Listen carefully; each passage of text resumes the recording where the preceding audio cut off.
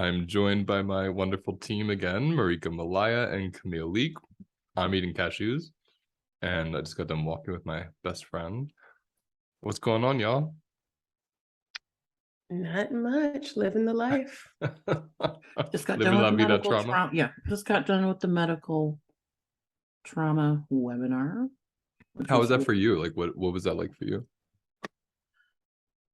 It felt like reliving, a lot of my own medical trauma, which, has certainly I've gone through while working with you. So, but it was also great. I was really happy to see people responding in the way that they were and really open to, what you had to say. Especially with kids, like with the kids at the end, it's like how you prepare children for, scary things, basically. Yeah. I was one of those kids who they had me underneath the chair, holding me down so they could get, needles into me type of thing. And later on, my mom was like, we should have just taken you home and then come back another day, Yeah. But I love the idea of prepping. I wish I'd done more of that with my son. Yeah, if you're all interested who are listening, if you go to the website, there's a replay of the how to move through medical trauma. It's a webinar. We just got off it, 2 hours ago or so? An hour ago? It was an hour ago. An hour ago. Wow. Yeah. Yeah, So that was really powerful. It's amazing to me. I don't know if you two are noticing this, but more and more, whether it's a course or a webinar, it seems like the collective bodies are really getting the somatic work much faster. Right. You can tell also in the questions. Like I remember I used to get very, let's say week 1 in the course questions, like what does it mean to be in your body? That type of stuff in these webinars. And I don't get those anymore. And I'm not sure about Camille. I feel like people are really dialed in. I do too. Yeah, I think like you were saying, not getting what does he mean by relate? Like I'm not getting those kind of questions anymore. They're actually like really nuanced and engaged, or not engaged, but digging a little bit deeper. So yeah, I've noticed that shift as well. Well, it feels like so many more people are trauma informed, even if it's not through us. Like all the memes I get from every person on Instagram is like a therapy meme. Yeah, I mean, because I will even just say over the last year and a half or so since I was introduced to the term somatics, like I found out what that term meant. No one else I met knew what that means. And over the last 6 months or so, I found myself introducing myself to people and I say, oh, like I'm kind of in somatics and that. So, I know what that is. I know what I love somatics. So it's just been interesting just in over 2 years to see the shift of that. It's amazing. It's really from the pandemic, isn't it? I think so. I think that's a big part of it. Like the accessibility and all the Zoom conferences and the Zoom webinars and the free summits and everything that people have created. Because I agree, like 5 years ago when I was studying, no one knew what it was. It was like a big part of the work as a therapist or coach was how do I even do this with clients? Because it's weird to them. Now people are like breaking down the door to do somatic work. Like Marika knows our entire referral list, they're all at capacity. Like there's no one to even refer anyone to. It's amazing. So I love seeing this, especially in America. I love seeing people getting back to their bodies because we are so ruptured from colonization that it's beautiful to see that return starting to happen. Yes. Well, and I also feel like when else in my lifetime have I been stuck with myself for 2 years inside? No, totally. That's so and true. Just, confronted by whatever, or I'm married, so like working that out of being around each other a lot, and I mean I know a bunch of people who broke up and got divorced. Oh my God, absolutely. Yeah. Yeah. So, I mean, I think like COVID, I've talked to other folks about it. And for me, COVID was just sort of this global near-death experience for everybody. And I found that over the past 2 years, a lot of us have just been reevaluating and reassessing because we all went through that, regardless of what our individual experiences with COVID may have been. It was that that great pause, some people refer to it. Hence the reason we see like the great resignation and all these other huge shifts that are happening, because this huge life-changing thing happened for everyone. Yeah, I remember when Trump was elected, I remember I saw a similar thing, not the same expression, but this big catharsis that occurred where people were like, people are still racist, really? Like there was like no one had any idea that there were these groups of people in the country. And I found it really helpful, actually, that someone was elected that represented these people so we could actually see their existence and not just deny or even repress them, but like learn about them so we could transform it together. I'm wondering what you two think about that. I saw your eyes get big, Camille. Yeah, no, because I had a very similar reaction post-election. I mean, I will be very honest, leading up to the election, like really, really activated. And in fact, my response to the election was part of my healing journey, and just really realizing I didn't want to be that invested in one individual and all that kind of stuff. But part of my realization in the healing journey was that this could be really good for us. Like what good could potentially come out of it? It could be that realization. And I think COVID is absolutely, it's had a really, really bad impact on a lot of people, and it's had a really, really positive impact on a lot of people too. And I know that can be really, really triggering for people to hear, whether it's regarding Trump or COVID, and I fully recognize that. But for me, in my experience and observation, there have been positives that have come out of both of those situations. Mm-hmm. Where do you go with that, Marika? I would agree, but I think my timeline was different. I fully engaged in the rage and the outrage and the constant social media cycle and getting validation for believing the right things, and and didn't see that cycle that I was in until I was out of it, and what I didn't have language for, but I got this year from you, was, what am I attuning to? And once I see what I'm attuning to, it's hard not to see what others are attuning to. And so it's hard because I have, some people in my life who constantly want to be on this chaos train, and I don't want to be on it. I used to, because it felt like we were, bonding, or, trauma bonding, or whatever it was. And so I've just had to sort of step away from those people, because they're in whatever part of the cycle they're in.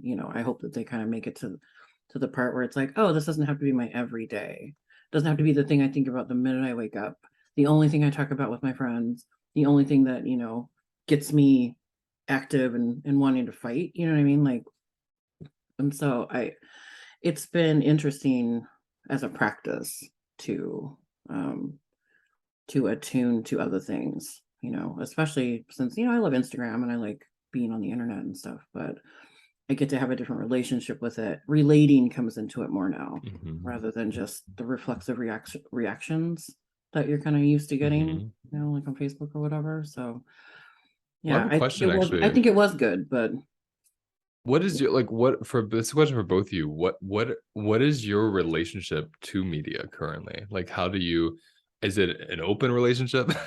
Is it like, are you monogamous? Poly. Like poly? Are you avoidant? Detachment? Like how do you show up?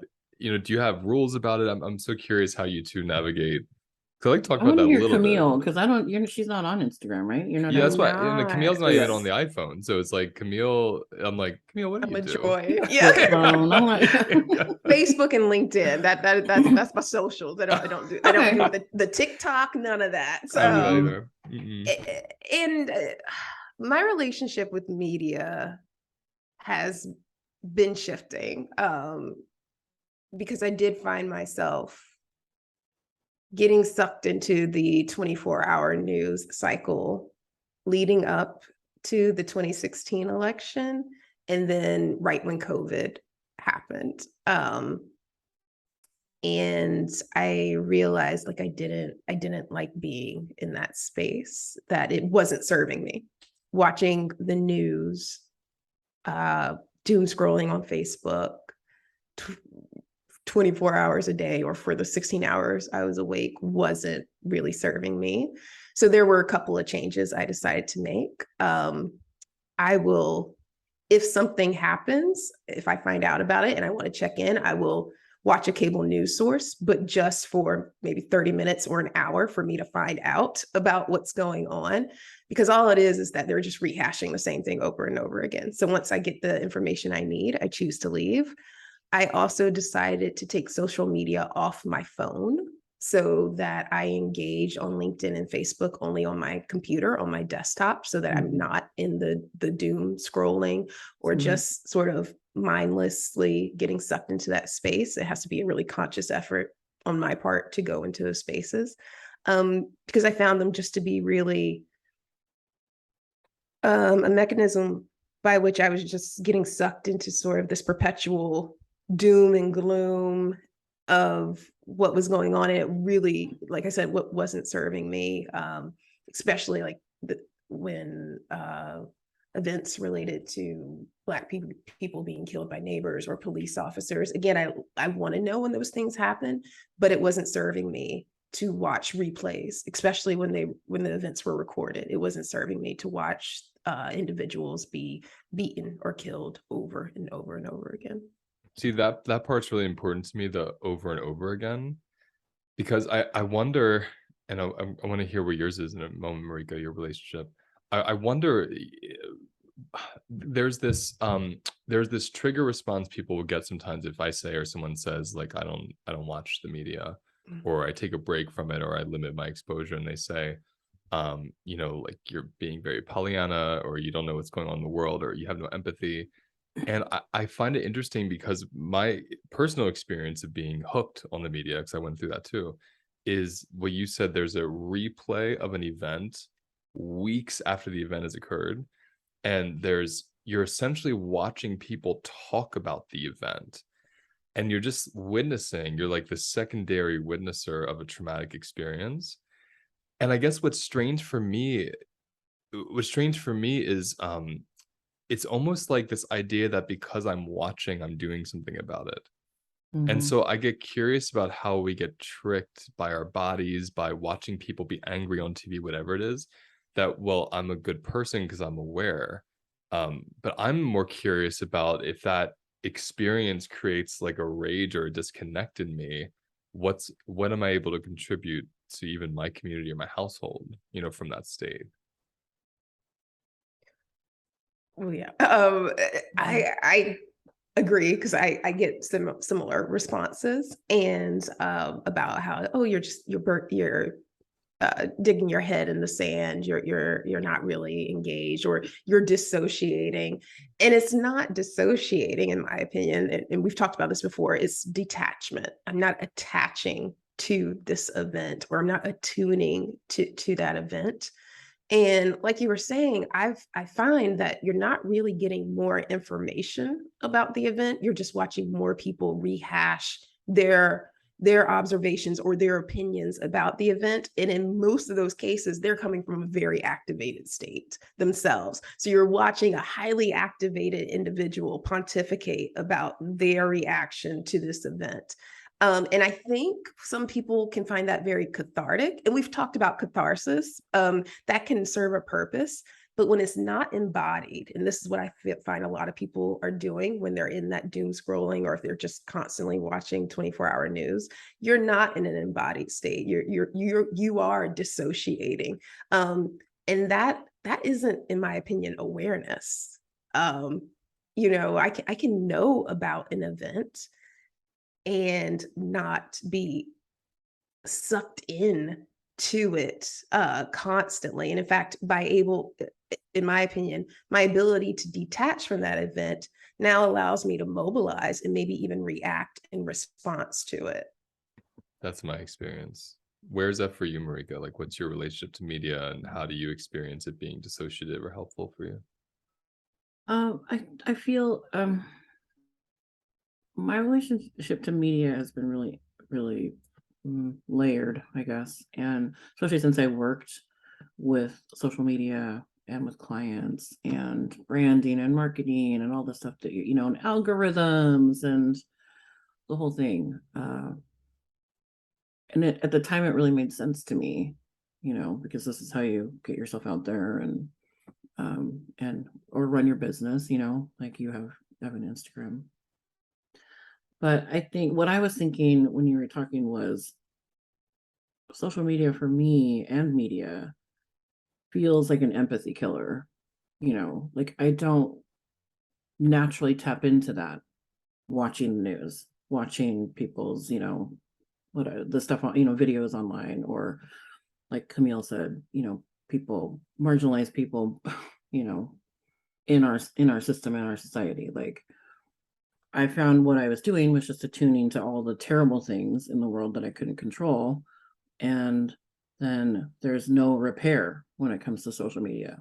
Like that's not available, not really in any way that I've seen. You know, I really like the therapy memes and like the stuff where people are talking about vulnerability and, you know, poetry and all the stuff that I think the art, you know, the artistic things, creative stuff that gets me going, you know, and lights me up.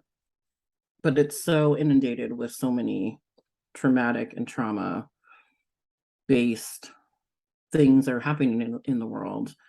And so I really have curated my, like, who I follow and stuff, as I know you have, where I mean I still follow a lot of people, but when I'm seeing stuff that I'm like, nope, I don't want this in my life right now, this isn't helping me, this is going to distract me from what I need to do today, I'll either, you know, unfollow, or I'll hide them for a while or mute them, so that I can really, I'm trying to figure out how to connect with people better in a new way, because all I really know how to do is you send this article, which is just mind-boggling that somebody would do this to another person, and then we all go like, oh my God, you know, and like, but that has nothing to do with, we don't repair, and then we don't actually do anything about what happened, you know. It seems like when you share it in your mind, that's what you did. And I would rather be, you know, donating or learning more about something or volunteering, you know. I just realized I was using social media to bypass all of that. And I really love that, especially around the repair piece. You know, because I think that's what interests me the most. So this is why I love Iyanla Fix My Life, because there's like she's this amazing.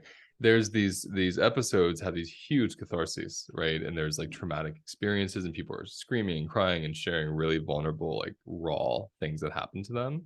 And then she's there to be like, okay, we're all gonna breathe, we're all gonna feel this. And there's like a minute or two of just watching people breathe. That's very rare on a television show. That's why I actually love Oprah, because we think of all the talk shows in history, hers was very regulated. It was like these moments of peaking and then coming back down. There was this balance of felt sense, space, humility, humanity, and catharsis. It was all there. Whereas with social media and with the news, there's just this kind of constant activation without the invitation of rest and repair as well.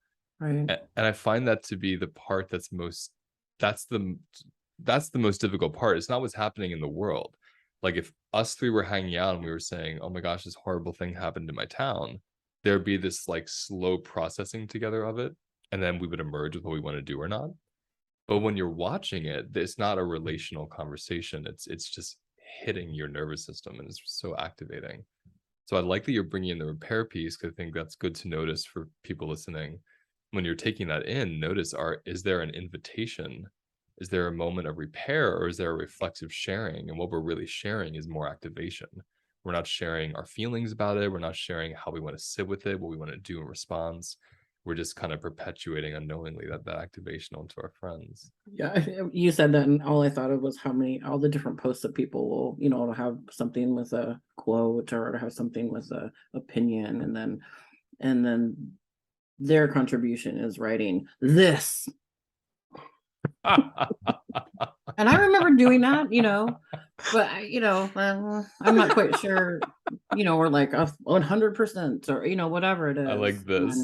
And feeling like I just did something, you know, and it's like, yeah, like maybe you're letting people know like what's going on in the world, but like everyone's kind of connected to the internet. They can probably figure it out on their own. Like that's where I switched. I don't need to be I'm not your newscaster, you know. Yeah. I really want to go to social media and feel good, you know, and that's not necessarily always guaranteed. Totally. So who I follow and what I'm following and what I tune to is really important, you know, so that I can get that experience when I can. Yeah. So those of you listening, we're just kind of like freestyling today. We don't have a topic, but I think Camille has a list. Oh Lista. yeah. Do you have it? I'm curious what else This is is like there. a rapid fire. We'll find out, right? It actually, this was coming up for me as we were talking about the media, but one of the first bullets I have on my list was curiosity versus judgment, which we talk about a lot in HLN. And for me, that ties with the media because I feel like it's really activating because most of the pundits are in a place of judgment as opposed to curiosity. Like very rarely is it a panel, like let's explore. Like, what does this event mean or what impact? It's no, I have this perspective, it's right. And my job is to convince you and others that it's right. So yeah, curiosity versus judgment was one of them. I think that's a kind of a great leading inquiry when we're watching media or we're even talking to a human or we're telling somebody a story. Like, is this being presented to me? Am I presenting it with curiosity? Or am I trying to really project my belief onto people and make them believe it? Because it's just another form of gossip. Like the situation happened, but then everything, all the meaning making, who we think the person is, like all these things, these are individuals' fabrications. Like we haven't sat down with that person and learned their story. And I'm sure you two have known, but I've known a handful of people who lost their freedoms, their money, their families were broken up by, you know, reportings about them that weren't true at all, because of what people would think the way they were with their kids or the things they said in public, whatever it was. And so there's just this, I think the curiosity piece is always kind of my leading inquiry. Is there curiosity here? It feels so good to be curious, but it also feels vulnerable, and that doesn't always feel good, so we don't like it. It does. And I also the thing that comes up for me of with curiosity with a lot of this trauma healing work is it feels good, but it can also feel boring. That's how I feel like a lot of folks in media would feel. Like judgment sells, judgment is exciting. Yeah. No one just wants to watch a bunch of people be curious. Exactly. And so I think that's a part of it too. As a collective, we have to understand the overcoupling we all have with, well, judgment is exciting and I want to be excited. If I'm in that settled space, that's boring and we don't want to be boring. Oh, I totally feel that. Like going from a period to a question mark, you know, is sort of the difference for me, where I'm like, what I'm thinking in, or exclamation point, like it's the difference between why did you do that, you know, which can be a very activating, to tell me more, you know, or, you know, what was that about, you know, or that type of thing. And yeah, it can be boring. I mean, you know, if you're used to like really high energy, you know, exchanges, and like especially people who have like big personalities, it's like, and I've always felt like, you know, that was how I was, that you had to have, you know, big opinions, loud ones, you know, you had to know your stuff. And I'm like, now that I'm older, I'm like, I don't know anything. Isn't that so nice? So yeah, I mean, it is kind of nice because I can't believe I kept like trying to pretend like I knew it. Like, I don't know who I was fooling. You know what I mean? I don't think I was fooling anyone. But I was so good at pretending I knew everything. Yeah. My friends would be like, "You're so wise," and I'm like, "Oh my god, I fooled them again." Like, well, think of like think of the dopamine hit we get of knowing, like the illusion that we know someone or something. Like it's a real dopamine hit. It excites us. And I was you know, Byron Katie's work was so incredible for me because I started naturally just putting a question mark. Like I love how you said that. I started putting a question mark on everything. So I looked at someone, I was like, "You are rude." My mom would go, "You are rude," and I'd be like, and I think, "Oh, they're not rude. They're hungry." And it turned into this whole other reality of like, why must people be bad? Why are we so obsessed with like there are good and bad people? Like I just don't follow that binary. Yeah, I get stuck in the Pollyanna category a lot because where my friends will be like, "Can I just please complain about this person?" You know? Oh yeah, me too. Because I'm like, well, maybe they have trauma. Maybe they, those are the things. Like, of course, I'm not going to bypass stuff like abuse, and that, and like really, really serious things. But I, I can't look at people as just one thing anymore. Mm.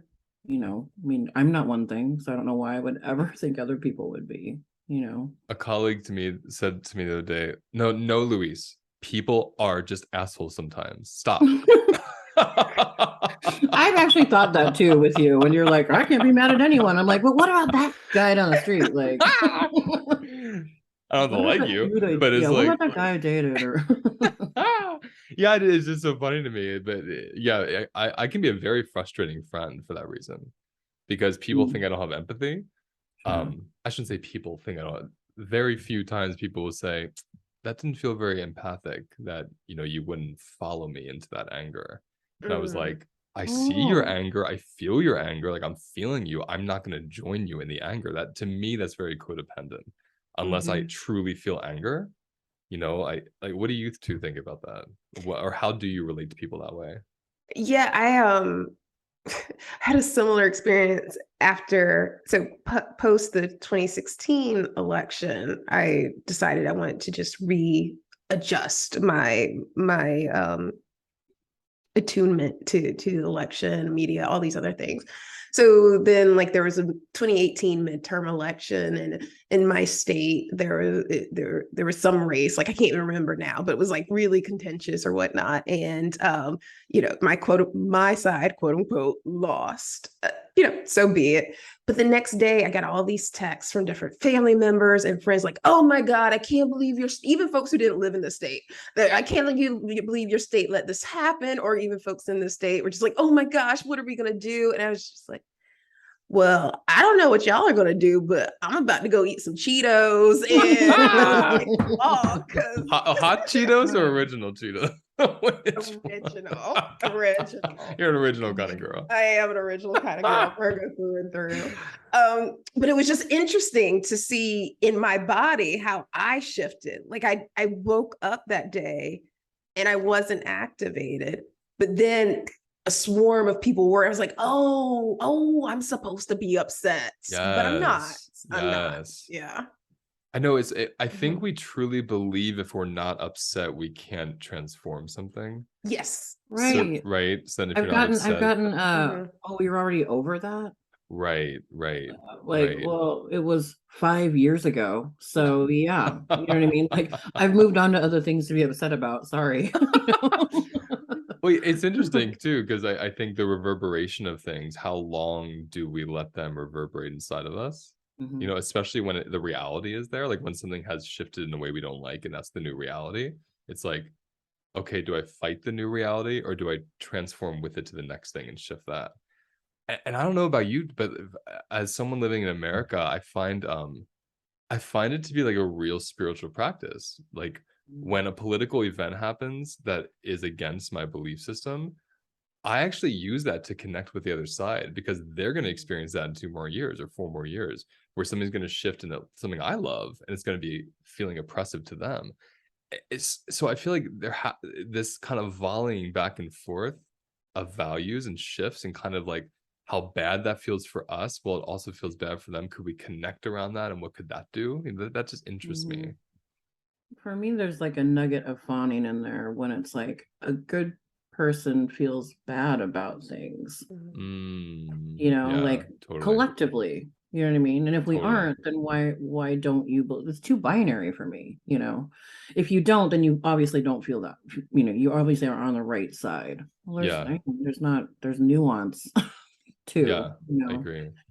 So yeah, it's a very strange place to be in where I see a lot of my progressive friends doing the same othering of conservative people that they're complaining about conservative people doing. That's right.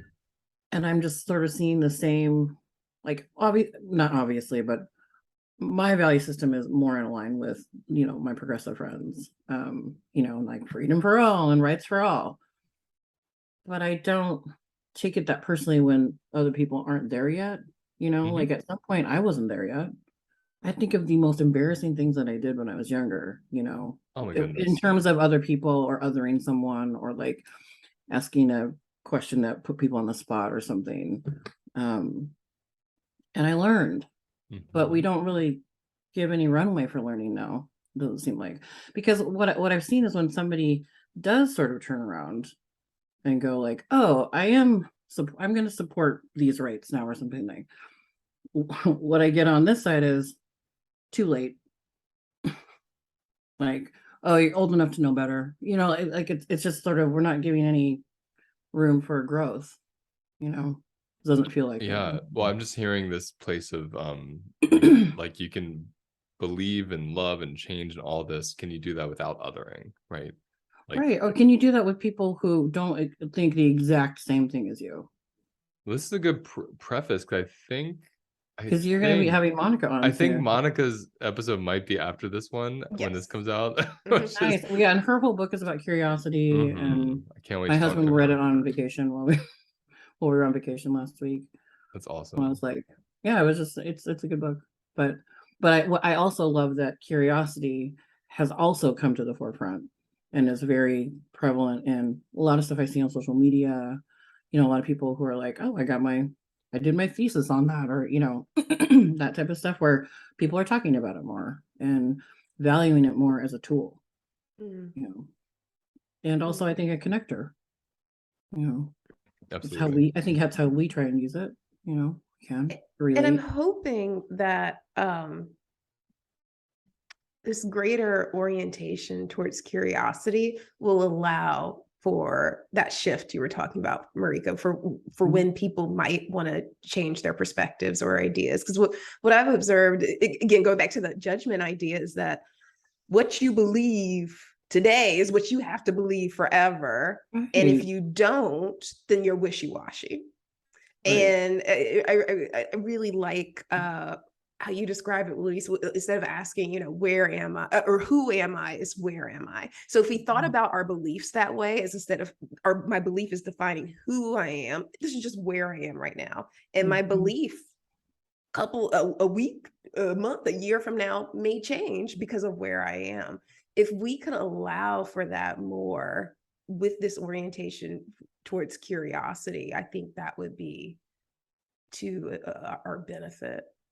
Well, I love that. And as you're saying that, I think of this like ongoing inside joke we have in our team with how much I changed my mind. It's not even a joke. It's not a reality. Joke. You are so serious, dude. Yeah. And Camille the other day was like, you've really helped me build my capacity for changes, because it used to trigger you, and now you're like, oh, okay, change his mind, I'm gonna reschedule the podcast. It's like, I wonder what it's like for you two who are on the administrative and assisting and like reaching out to people on that end, when you're with someone who truly believes in curiosity. Like I would believe in it for you two as well. Like I think it is always about where I am, and right now I might be like, on Friday, we should totally do this thing. And then on Friday, I might be like, I'm not doing that thing. There really is.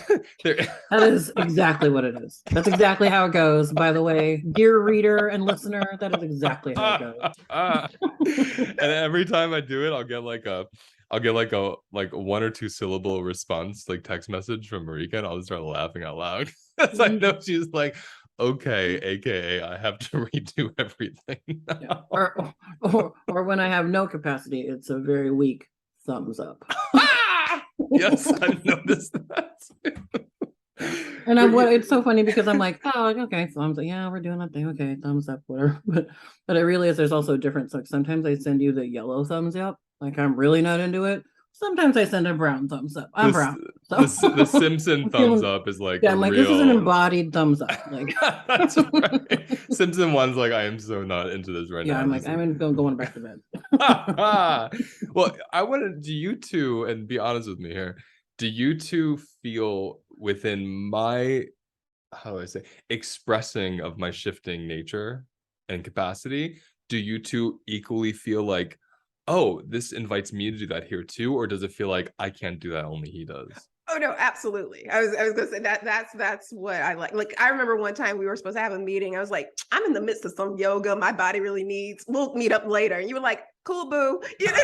Yeah. Right. Yeah, I've gotten better. I think what it is, it's less. I don't do it in the same way, but I think it's more. You've helped me build my capacity for disappointing people and choosing myself. You know, because sometimes it does come off to me as self-centered. You know what I mean, or selfish, or like. But then I'm like, no, it's like it's an invitation for me to like, where can I do this? Yes, I love that. Where can I? And also, it's your business, so I mean, I know it's our business, but like. If I really did disagree with something, I know that I could tell you, but Absolutely. I'm like, whatever, we'll just try it, Yeah.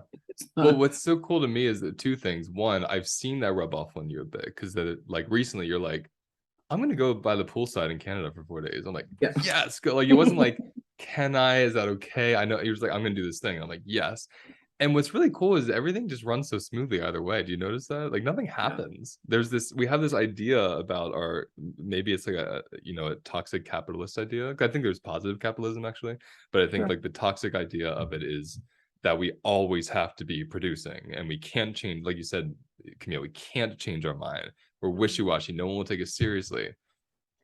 Yeah. I mean, you should have seen what Marika's had to go through in the last 2 years of my private practice schedule. That's all I'm gonna say. She needs some somatic therapy. I definitely. I'm like, now I'm triggered every time I see a Google Calendar. But it's like, because if I don't have the capacity, I'm gonna be a shit therapist. It's that simple. Yeah. And so how can I teach people to have capacity all day long and then bypass my own? That doesn't make any sense. It doesn't. But and so, yeah, go ahead. No, I was just gonna say, I think or at least for me, it does go back to what you said about some of the things we're taught being rooted in a capitalistic structure. Like I remember one of the first things I learned, like stupid early in elementary school or middle school, was early is on time is late is fired. Like, why do I, as a 9-year-old, know that? And a 9-year-old with a flight response. Yes, That's the last thing you need to hear. That's the last thing this 9-year-old Virgo with a flight response needs to know. Okay, got it. On time, early is on time is late is fired. Got it. Isn't that amazing? And it's so in us. And it's like one of my dreams as this company has flourished and like emerge is really what I'm trying to say. Blossom, that's the word. As this company blossoms more, is like I want to make a company culture that's like rooted in capacity and really see if it fails or not. It's like, because if it does, I'm actually okay with that. Like I don't want to continue something that I can't and that you two can and it doesn't work for us as individuals. It doesn't make any sense. And so I think it'd be so interesting if we played with that, right, as a society, like to know we can change things. And if we have a flexibility inside of us, when something closes early, we don't take it personally. We're like, oh, an invitation to do something else, like Marika said. Yeah. I think that's where we get lost, is we really depend on people. And when they don't show up the way we want them to, then we hold it against them and we lose our whole self-connection to meet our needs. Absolutely. I mean, because again, that's what I was taught. If you're not on time or if you reschedule, it means two things. One, you're disrespecting that other person, and two, you're unprofessional. But like you said, if we took away that attachment, if we did not take someone's needing to reschedule or cancel personally, if we removed that meaning and instead allowed for flexibility, what if we said, oh, all this means is that they don't have the capacity right now. Yes. And in fact, I really don't want to engage with them when they don't have capacity because there's really no point. Yeah. And they will have capacity. I have to give them time. It's like it will shift eventually. I love that. I'm also thinking about like what I do better now is managing and organizing capacity. Like when I know I need to push through something, a work thing, or and I can't kind of, cancel or whatever it is. Like yesterday, I worked a really super long day, but it wasn't But because of that, it's like I took a break. I watched a movie with my husband. I sat down and had dinner, like, and I didn't just do a straight 12-hour, sat at my desk for 12 hours. Like I made sure I was like getting up. We went for a walk, like, and then because I'm pretty tired today, like I've already planned out when I'm sleeping in this week, like I how I'm love gonna it. like reward myself for getting through this week, like, and so it's not just this constant, pit of despair that I can't climb out of. It's like, oh, I can make it work for me. I still need to do these things, but I also am sort of taking care of myself along the way and planning things to look forward to, so that That like lights me up. I don't know, don't ask me why, but as you're saying this, I keep seeing McDonald's and I'm like, Happy Donald's. this is how the ADHD brain works. I'm like, I'm seeing like I'm seeing a McDonald's, actually the one I went to as a child all the time. I frequented often, and I'm remembering that experience of when you're in line at a McDonald's, and people are getting really angry because they're waiting for the food, or like they didn't get ketchup, whatever it is, and they're going up and like yelling at the staff. There's this like non-relational element that we have in our larger societies, and I just imagine, what if it was capacity based?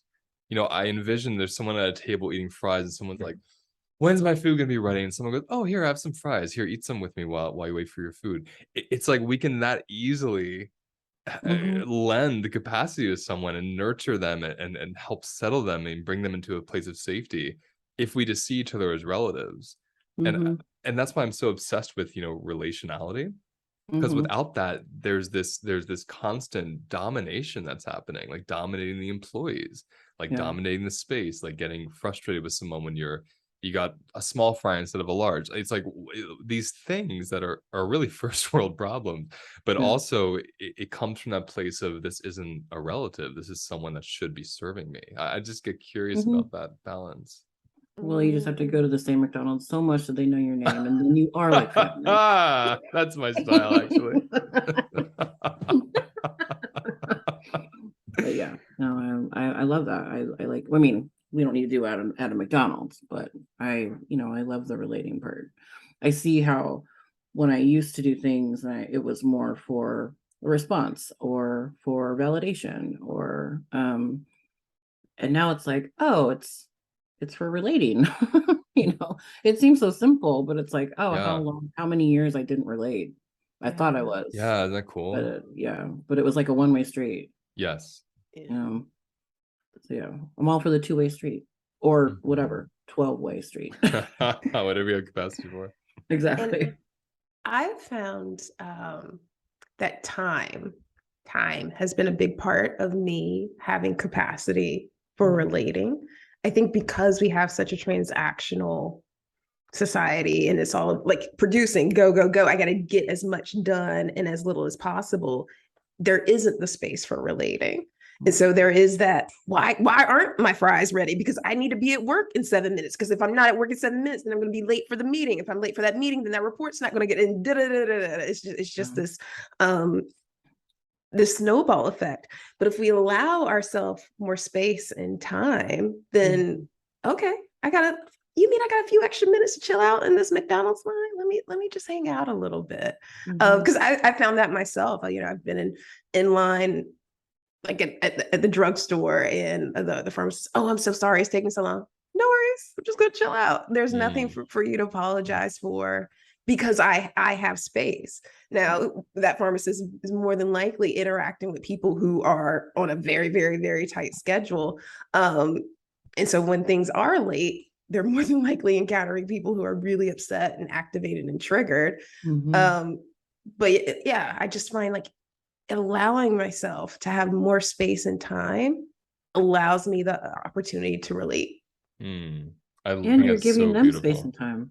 Yeah, that's right. That's exactly like right. As somebody who was in customer service forever, like I always loved that client or whoever was like, totally get it, take your time, rather than the one who was like, oh my gosh. Yes. It was like a gift when they came, right? Yeah, and so it was just like, and I would always give way more to those people, because they gave me a little room to breathe. This is so nice because it actually makes me think of all the times I've sat next to someone dying. I'm one of the rare people that loves death. Yes, I will say that That out was loud. another thing on the list. We want to say Yeah, that does not surprise me. You know, it's like I'm not saying I love to kill. That's very different. No. Like I love the cycles of life and death so much Yes. that when someone's dying, I get so excited. I hop in my car and I don't care how far they are. I go right to them and I'm with them till they die. Because there is this magic that occurs where everything you thought mattered doesn't when you're with them. And there's this, well, you were talking about time and space. And when you were saying about Marika, about them gifting you, like you can feel that, you know, from the customer, their dying body gifts me this incredible space to be in this kind of timelessness with them. And it's just, it's so profound. It's pure, it's medicine. It's completely selfish. I mean, I always also love to be with their bodies so they're not alone, like truly, but it is so selfish. I get all this just like gentle bliss. And it's almost like it teaches my body how to die. Yes. You know, like we don't have death in our lives in this culture. So it's like we don't have someone just dying. Even, you know, our ancestors, all of our ancestors' cultures, you know, a couple generations ago, you just die in the house and your dying body would be there for days sometimes. People would come see it and they would, you know, kiss you and like hold you. But it's so removed. Yeah. But when I watch someone's body die, I realize, oh, it's teaching my body how to do this someday. It's like they become my teacher. Yes, yes. You know, I too. I was gonna say I love death. It's Marika's face. it's I just feel like there's a lot of wisdom in death that our culture can't tap into because death has been overcoupled with so many things. In my opinion, particularly finality. But for me, I think part of the reason, like in the previous the first episode I did, talked really about how birth was a teacher for me. I have found death, in my opinion, just to be another form of birth.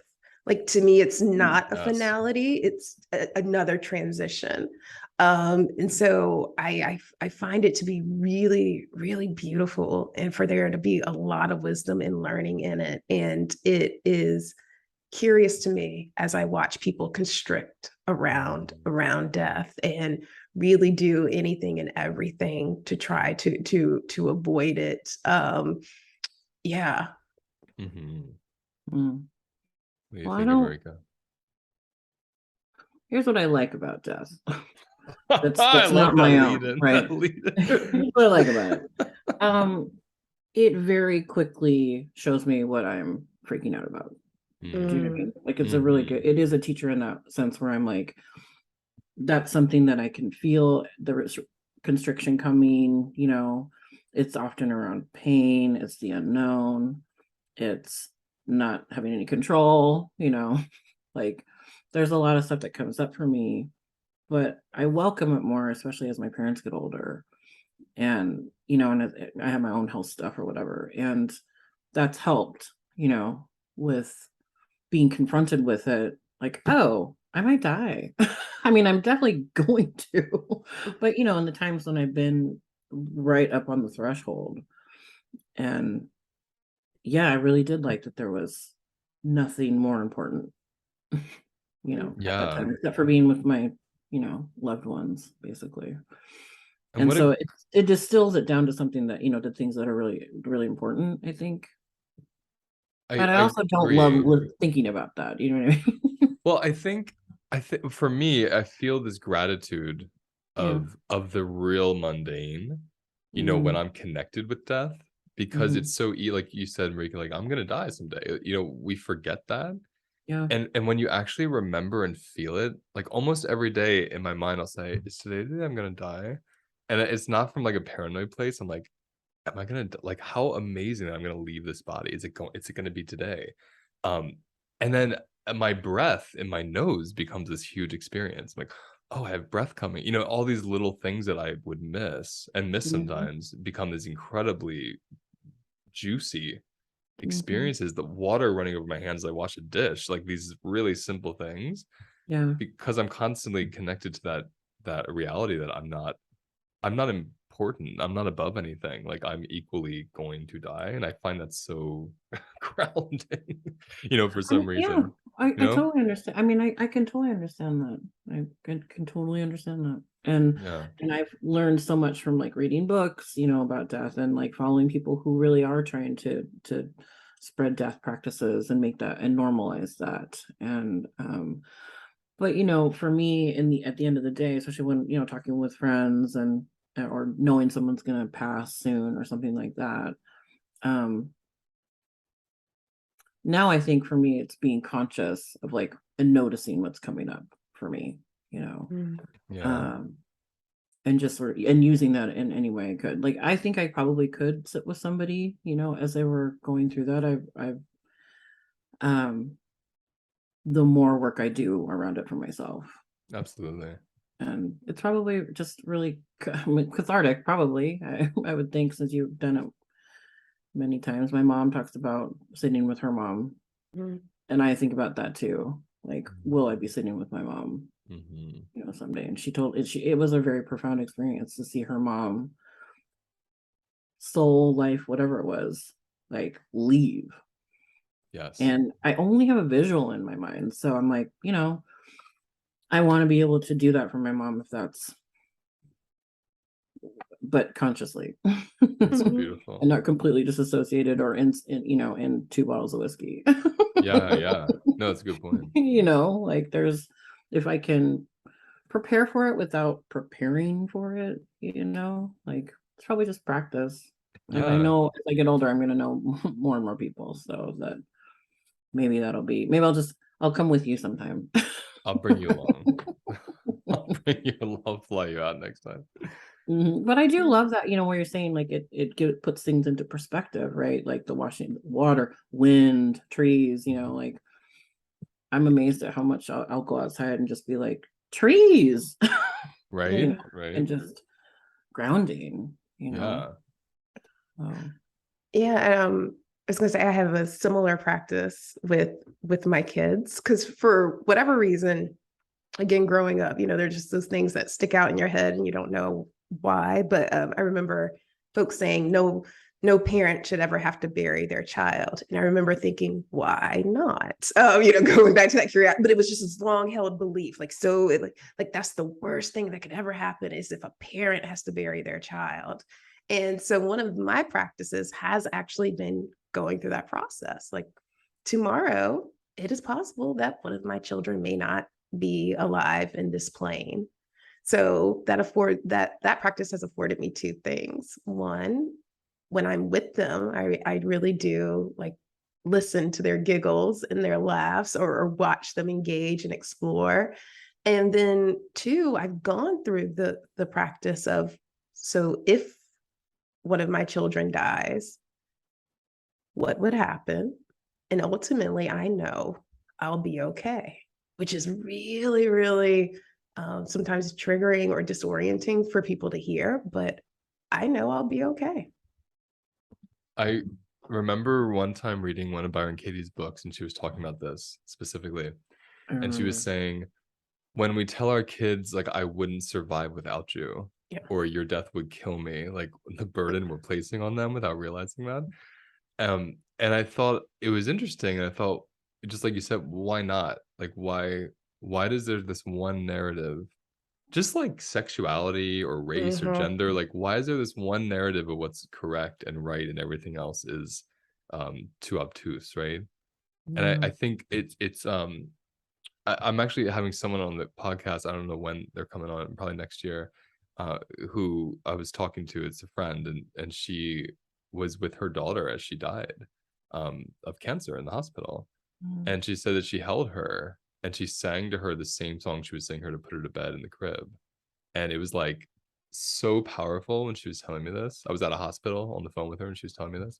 And it was just like, those are the experiences that we get invited into when we lose the binary of what's right and what isn't right, what I should be experiencing, what I shouldn't be experiencing.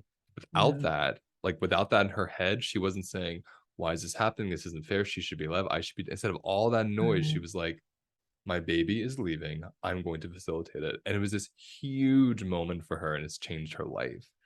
And I just am so lit up by those kind of people and those experiences. because it shows us that, like you said, Camille, in every situation, if we don't have the clutter, if we don't have the activation, like what we're attuning to, there is this safety we can actually access in almost every. I'm gonna go for it in every situation. I'm gonna go for it, because like we've all learned this from Holocaust survivors. We've learned this from people who have been near death, who've been trapped, who've been held hostage. Some of them find a moment of peace, even knowing they're going to die, and then they're saved, but they were ready for it and they got really still. And without that noise, and again, the attunement and the pushing against what's real, you settle into your reality and you find something about it that you're okay with. I think that's a miracle. That's what a miracle is to me. Yeah. Yes. Agreed. Yeah. I totally like the ability to just, I was going to say surrender, but really to release the stories that we create. Like, this is what my life should be, or not even just my life. This is what, like you were saying, all lives or categories. Like, if we could release the stories and then just accept things or welcome things as they come, I've found that to be really, really helpful for me. I love that. And also, they're very much 100% in the present. Right. Which is not often our normal state of, of being. Yeah. So that's what I love about it. It's like it's just you and the breath. It's so true. So beautiful. I'm wondering, before we close, is there anything else on the list that's like a question that we could all answer, or something we could all share, whether it's silly or deep or, whatever it is, or anything that comes up for even either of you, like, let's do this, or I know this, or I wonder this. Maybe we could do this quickly. So we talked a little bit about detachment, and a question we've gotten is, how do we know the difference between detachment and dissociation? Maybe we can answer that quickly. Should I answer first, or do you two want to go first? You go first. Yeah. Okay. When I think, so dissociation for me is I don't feel my body. So there's the mind and the ability to sense is separated from the body's physical sensational experience. Detachment, I'm with my body. I'm not feeling the experiences of that other thing. I'm seeing it, but I'm not taking it in. Right. So I'm looking at a tree right now. I'm not that tree. I'm my body. It's so easy to tell the difference. Different when it's a person yelling at you, right? So that's, to me, I'm detached. Right. Whereas if I was dissociated right now, I wouldn't even feel my arm touching the desk. So that's where I go with it. What about you? Yeah, very, very similar. So for me, dissociation is that either the leaving of the body, the disembodiment, or even the willful, the denial of the current situation. For me, that's dissociation. I'm not going to take in what's happening. Versus detachment is sort of like what I was talking about before, detaching from the story of what should be. So for me, detachment is releasing the shoulds. You're still in a very embodied space. In fact, you're even more present because, like Marika was saying, you're just absolutely present as opposed to attaching to the shoulds or the story. My answer is a combination of the two of your answers. Which is also, by the way, the shortest answer. Yeah, I mean, I agree. It's really, for me, it's embodied versus not embodied. Like, I can be detached in any situation, but still like there. But the first thing I thought of dissociation was me just on the couch eating fried chicken, and I have no idea what I'm doing. It's one of my favorite ways to dissociate. I don't eat chicken anymore, but when I used to. Right, exactly. Vegan chicken, but yeah, just sort of not even looking down and going, what happened? Can I tell you my fried chicken memory before we go? Yes. Yeah. So I used to work at Hershey Park in Pennsylvania when I lived in Pennsylvania as like a games operator, which means you have to like scream at people and ask them to come play your game for like 10 hours in 100-degree weather. What? And so I did that for a summer, and I would be so exhausted from screaming and yelling and, teenagers throwing things at me, just like nightmare land. That my mom would pick me up, we'd drive home, I would stop at KFC, and they had at the time, I know they still do, these like fried long like tenders that were dipped in honey barbecue sauce. And I They do. like, oh, I know. Yeah, I got it on speed dial. So it was like I would get the largest one, I think it was like a 12 piece with like 4 of those biscuits, those biscuits they had. Oh my God, yes, the biscuits. I would go home, take a shower, and I would lay on the couch. I'd watch something mindless, and I would just be eating those, and it was like my favorite part of the day. Yeah, I mean, I get that. I get that. It was amazing. I haven't been to a KFC in a while, and by that I mean it's been like maybe 2 months. But I eat better fried chicken. I can afford better fried chicken. I'm just saying. But sometimes nostalgically. I used to work at Subway. That was my first job ever. I was a certified Subway sandwich artist. Oh yeah. Why was that on your resume when I hired you? My last boss got mad because I put that on my LinkedIn. That's all I did. Like, can you put the job that you work at now? I'm like, all right, fine.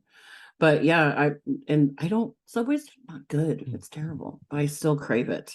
Oh, I get it. I crave that damn tuna fish sub, the tuna sub with like the oil and vinegar drizzled over it. That was my jam.